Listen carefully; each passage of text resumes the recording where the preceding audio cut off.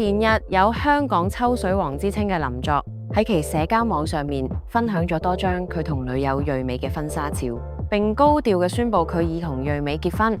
林作仲刻意強調佢比啱宣布結婚嘅鍾培生更早結婚。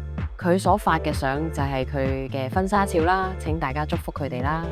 由於前日係愚人節，再加上林作一向愛開玩笑嘅作風，唔少網友睇後表示，林作嘅話完全唔相信。從林作分享嘅照片中可見，瑞美着住一襲紅色露肩長裙，手捧粉紅玫瑰花，成個造型十分飄逸。而一旁環抱瑞美嘅林作，則係一身黑色西裝打扮。照片中嘅兩人正企喺海邊，擺出各種親密動作，展現恩愛。不過，即便林作已經發出婚紗照啦，但有啲網友仍認為係林作愚人節所開嘅玩笑。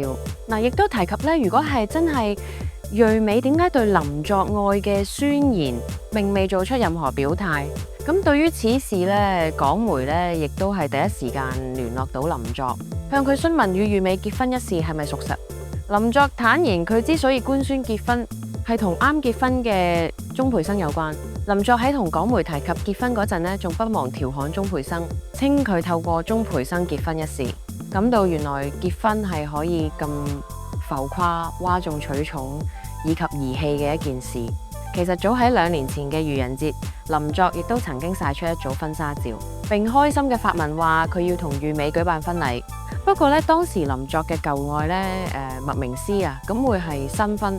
唔少網友認為係林作嘅炒作嘅，故意同舊愛麥明詩唱對台戲。講到林作與舊愛麥明詩，兩人雖然分手多年，但話題一直不斷。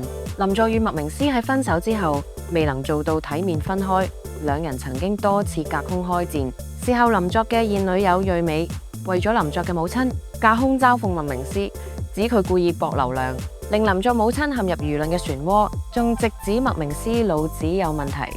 既然已經同林作分手，點解仲要多次聯絡林作嘅母親要求上契？有啲網友認為，林作雖然已同麥明詩分手，但係面對現任同前任發生口水戰嘅時候，林作唔應該手撕前任咁嘅做法，有啲唔體面。